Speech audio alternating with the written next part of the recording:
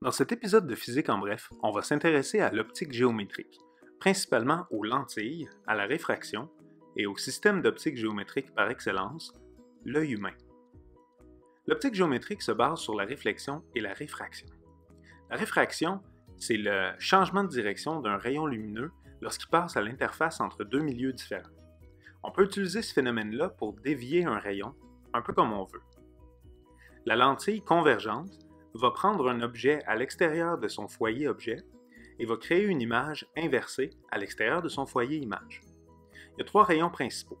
Un rayon parallèle à l'axe optique dévié par le foyer objet, un rayon passant par le centre de courbure qui continue sur son chemin, et un rayon passant par le foyer objet qui va être dévié parallèlement à l'axe optique.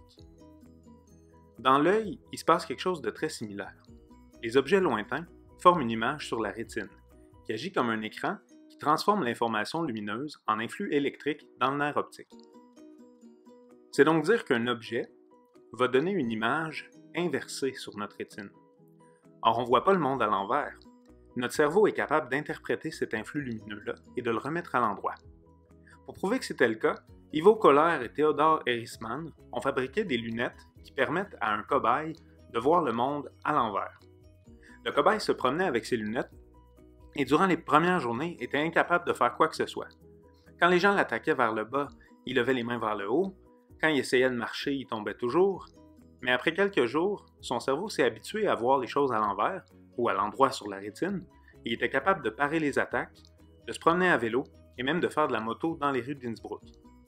Ce qui veut dire en fait que notre cerveau remet toutes les choses à l'endroit, et qu'on n'a pas besoin de marcher la tête en bas pour pouvoir voir les choses complètement à l'envers.